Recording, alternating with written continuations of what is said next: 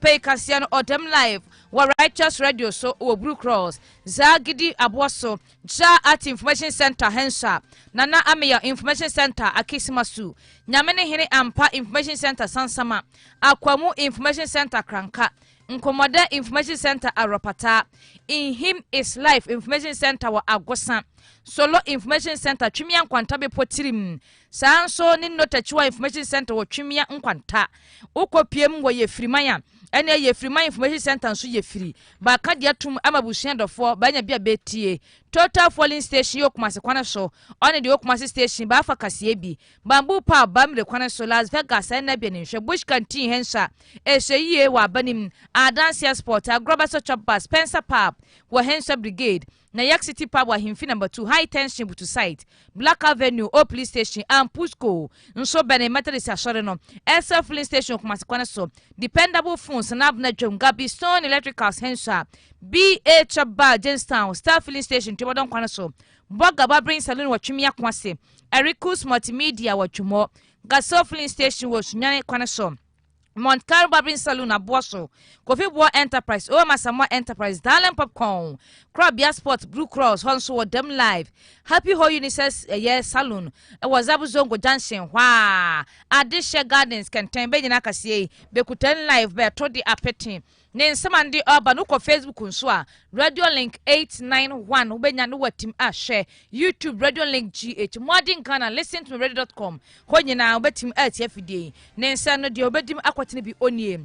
Ghana mampena na adadan akufo ado akasa o kire se eye COVID-19 nuro na abede oba be wono se wo bi se pe nya de se krofonsa bekeka o wonwo we kura de oyama bema wonkwa ye be wo mama wo no ni nyina senawu ade no kura bia onni nti osre Ghanafo ono odne ho si wo se mampanyi odi kana wo ntitimamufo nyina yenkwai ne enso yenkwankwo wo bi ne yade ya ba fra ne meningitis yeje so ti so koni die mpanfo chese kopiem wo eye atifi atoe mantene ngoma Ghana ha se ya ama ne ho so pa yo ne nkrofo odi asie ho ne nei atantre ne ye obetim akoso na bakoso ntententi ukopie wo atifi atoe mantene mpanfo enhye ama ba si court to ne bi mpanfo chese magistrate be Ghana ha se ne be sha oka ho no bi ni ma atentre ne a bebe se be bu ntententen no ontim onkoso no Wei ona ofrobi nindi obro dini di anje so ne ye obapa efia aboajewa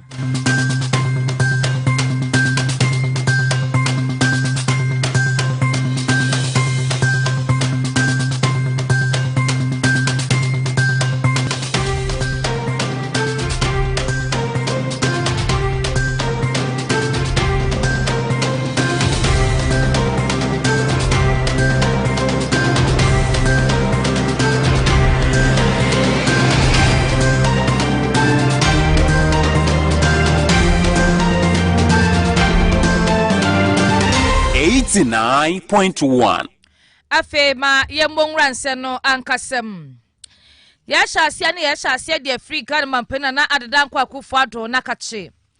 ne sire Ghanafo nyina oye animsem no nra ya papa ogina afidie so kasaye we ne kasaye otoso adonu nan wo bra COVID-19 besra Americana ne de bia se de o chirechirem ne o chire se ne nema o si kwana na wontuo ya wotu no nra iso ode tu dwa se ogina ho se mampanyine o hye Ghanafo nyina bose obedu obetim bia de aboa amanne COVID-19 Ghanafo na yakanom yatum ade ho afrim nano koda ne ade mpanfo bensoso ya beyeye ma adura beche se yedi ababewo ne atim aboye ho bane afri COVID-19 hono otim beduru ye no ne ye be se 600,000 ne bedi free nkrofo ma na so be pie wo mane Ghana ha sei abra baye no eni apomodine soafo a ya ne ba boni dina toto na no kwagya manum oni mpanfo ahodo UNICEF mpanfo be ko ginam ya ba gi nro na nei mpanfo chese ba hya se na fe be ba wo Ghanafo ne Ghana mampana na adedan kwakufo ado nra ne nkaseye no ne odi all to just say adre frida be kan se be ba ama ne nkrofo ko bi pe ne nkrofo bi nim ba sɔre eni okɔ social media nyansenketo eye adre die bowa wo ye ba no anu wo dia no aye Kaseɛ ongu biem wo ye be ma so a o ma kwakudo nsure kura na agye adwuma ye onti ma wo wonti mu adwuma ho ba dwodwo bidin kura kyerɛ se wo bi a otimku ne nsa na adwedwiri hanyae wo nkrofo som ne ndra mampanyino aka so che ba badwene ye bese aduro no wo wa wi be ye ono ha DNA o mesesa no o sesa onipadua no so sitie o sesa nkwamwo wo mu ba obema wawodie no se de ote no saa no beyo o nsei no o ma unka se ma kwowo COVID-19 aduro ntinei me nwu biem nyaade se bedi obetwa wo ana se bedi betwetwe nipa nkwan na so nti wo sre Ghana fo nyina se ba badwe ye bekesene ni se ma be wa be nwo me ma be wa be ntim mu adwuma wo mpam afi so be wa nia be sesa obabra bom no bi nkra ho che se be betimatina no wonse do no ade no kura bi anim ni yentie na adada nkwakofu ado de kaye de fa panne ya ye be wo ho one se bia ye wa ode ha babra ye no ho. I know that there are still some who continue to express doubts about the vaccine. Others will express reservations about its efficacy, with some taking sides with conspiracy theories who believe the vaccine has been created to wipe out the African race. This is far from the truth. Our domestic regulatory agency, FDA, one of the most reputable in Africa and in the world,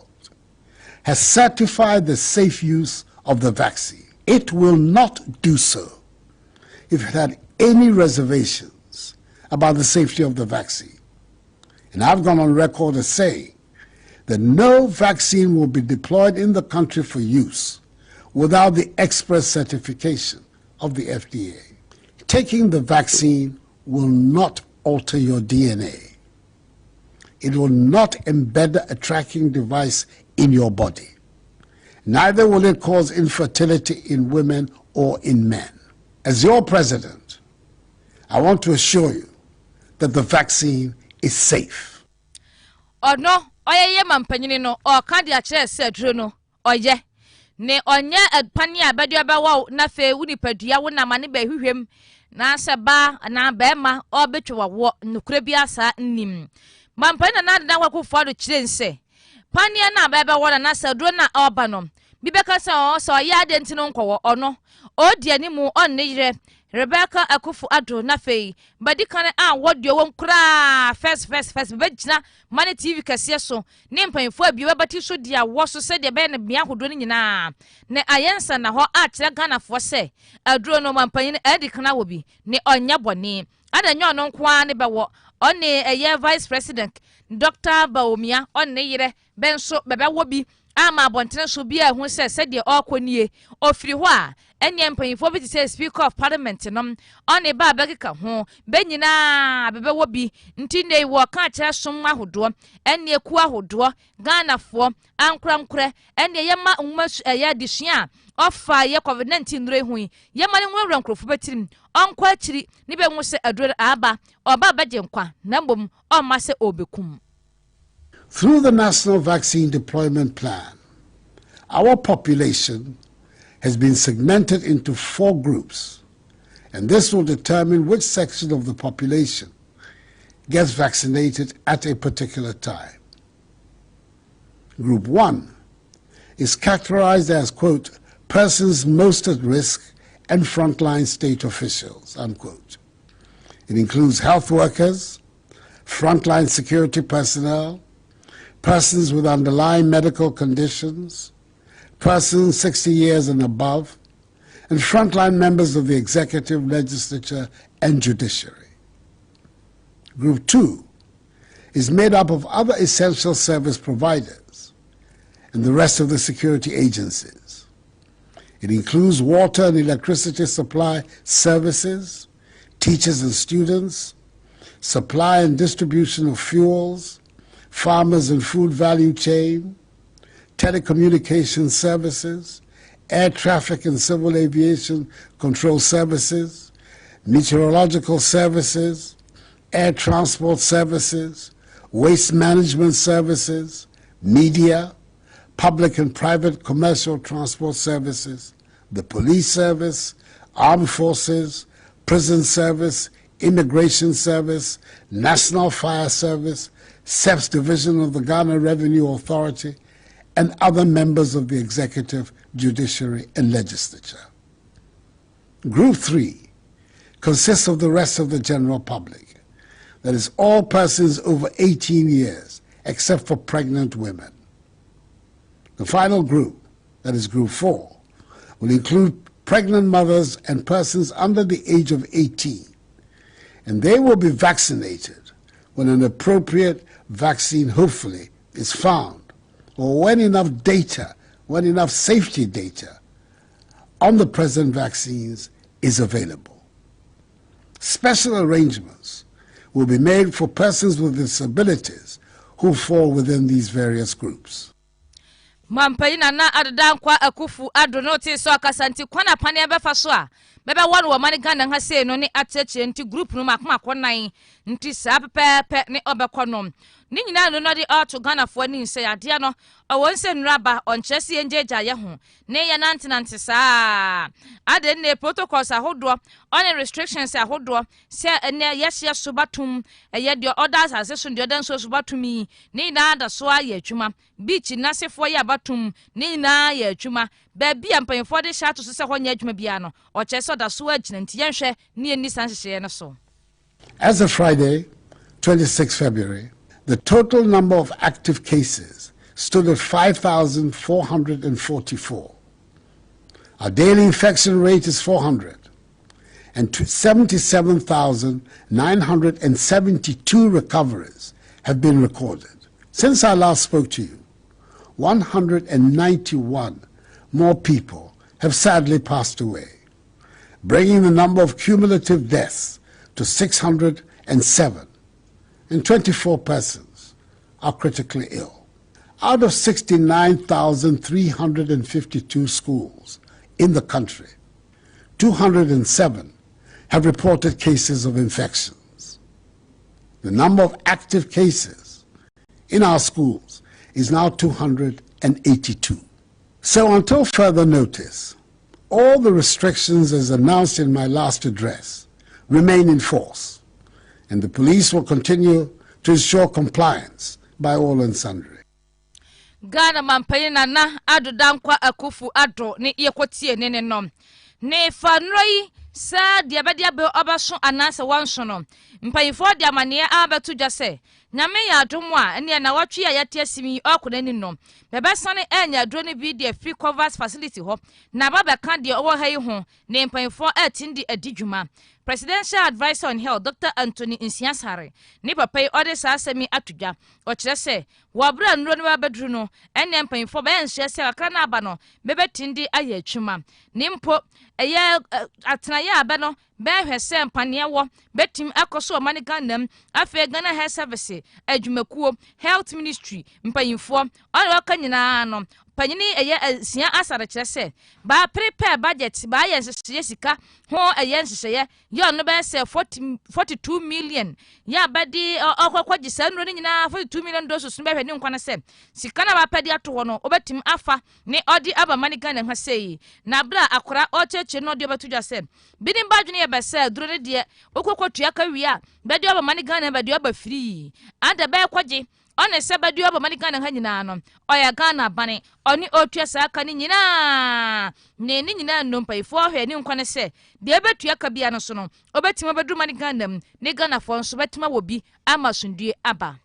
of about 38 point something million will be directly the one that the Ghana government is buying. Vaccines from different manufacturers are at different costs. Ghana government wants to buy directly as much as possible from the source so that we are not going to use a lot of middlemen who will put price here and there and all sorts of things. So we'll get the vaccines at the right cost, especially using the African Medicine Supply Platform. They know the cost, and most of the time they even try to beat the cost from the manufacturers even down a bit. I know that vaccines from AstraZeneca, the cost is about $3, $4, $5 US dollars per dose. If you use the Sputnik V, it's about $10 per dose from the manufacturer. If it's Pfizer that you are using, it's about $19 or between $15 to $19 per dose. The most expensive one that I've seen so far is the Moderna, which is up to about $33. So depending upon the vaccine that you get, the price will be different. But Ghana government has put a budget, a composite budget, the first budget and the second budget. If we have exhausted the budget, but we are trying to ring fence some money to cater for the ones that we buy and also cater for the deployment of the vaccines in the country. Ne ya yekotie ye Dr. Anthony Insia Asari ono ye panyine ya otu abanefo fa ye apumudine ho nsensem ho manika na ha sei ma mento Kaseɛ no so ne me fa kwanyida so agya apumudine ne ho nsem mom yade bi wo eye wiase a ene hyew ba ne yeta hu pa na ase yete ne nka be friend cerebrospinal meningitis CSM ne yade ni nka gya yete ho nka che kakra ase pene ma so pe na no so atwiniti wo me ahodo sese apomodina dwumefo ya bo atifin atoye apa wesrichi wo man gandam be de ababa tudwase yade na pegeriti wo mansini bim wo sa eye mantanim ne ni nyina ne sempanfo chese yade no so ka bia aya benfa ne maya na sabia ntemba tatrafia ne ni pa atina ne wonse do nti be de benkotodwe ogu fom besre se fanfa fidikase so wa obehu se meningitis na se siese hompopoye bia twetwene ti wo nipadue no tutumrika ne fo ne kirem wa pomodine atena ye ne mpanifo bentin hyew obasa utinyankwa Dr. Damien Panguyuri ono ne Upper West Regional Director de Magana Health Service ono de sansemi atudwa ade penisia wansa ya ne hyew aba soro ho so de se de awie ne si bone se na hyew ne sitie no oya soro kokura frase ha ne obasa na gbohwa ne se bi wa hwa ye ntinti odifiri ne tim ada maso na aduru kolechi betia ne se ba aso de panchi ne chese na be kan be so ti so kono ne chese ode wo kwa no na da nsen nandom ho ni atwiri pa na otwi ba konkobe na otwi miensa ni benyanya nteye se yade no okeka nkrofo ho basa no yade o ha atwiri fitisa fisha se January no besi sabre no opanyini kire se ba ya nhwemu benya hu se bia afiri ndie nso se yade no o sikika no ho brimbrim oba no obesre se ba bo ho nyina no benna be ho so no wakana ha so no wada ho so onyamopoye bia sa na ne odi wani akirem World Health Organization panfo ba chense sa yade yi oyemframam ne onama otimba sa wo ho no ofiri wadwini nto ene onya fampe wadwini wo ho ma amogya no odi afrisane no na fe oba wo spinal cord eyen kase na ofiri wadwini befa okona chia ko osisi no ne odi oba ho ne badwini besusie no de bezu se oye bacteria mobi ne betindi sa yade ba ne otinsane nso bechese mframa ya yahumi se bi nya yade bi ne ohum ne se bi antasuo bi finanum ba se obawa ana ahoro bi betofam ana wo hwansi ne bitim fini hwini mbade no aba beto so se wuom enne ne yade ne bi obetim asane on ne wo atifin atoe mantani nom mpanfo chese yade a ohankrofo hopa ye otinku nipa bi no afi ankwa hwe kra ba se nipa duasa ne yade otinku be ne ni nyina nso no nipa ba sa henan yade ti nso be mum ne wo mfempino woni aduru no mpanfo ma yenya nte se nipa henan ya benya yade ne bi won potem ho no mo makomako baburu aduanan betina no wonse do bade asemi akwakwada ne mrase bedwafo mrase bedwam se benka bi mfanfan kwa befa so a yes nyade bebetim aso ano kura ne nka mane gana obedi baabi no se de ne beka mfa ho asense ne be hu mfa no ne nka onu baabi no sie senso no bente ho asen o mane gana mpanfo gusu ya ba ya santotoye no ne nyina Dr. Damien de atodwa se afi ba ya bani manyina krado ene enura hodo sene o se bewo ana o se bede sra so se bedware ya ne nyina bi wo batena ye sanse be fra se ye nhwemu ne benya ntinsi afi nti obesre se wo a wo benya sie sen hompopoye bia no mfa ntena fie tumirika ne fabra batena ye obasa betin hwew ma oho otow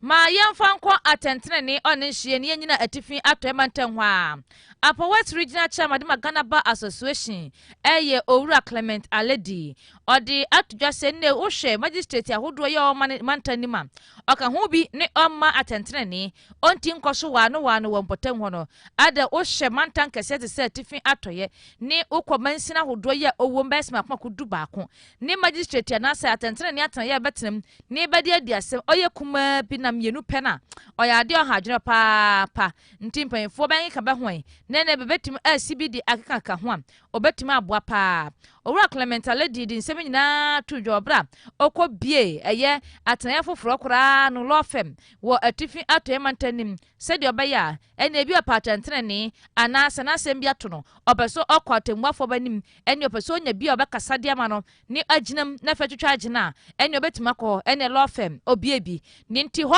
na ode otudwase oha adwene pa nipa bena de basem beba nso obie betima dia sententen no na akoya da so andenya o komantane mu akoto ananse magistrate court yo horo oyemienu pe ade we ha adwene papa yenti owura Clement Aledi.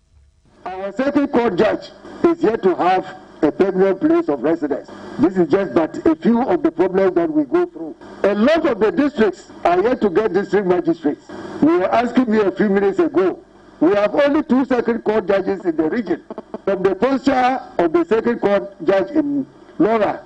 if nothing happens, he may not stay. And I don't blame him, because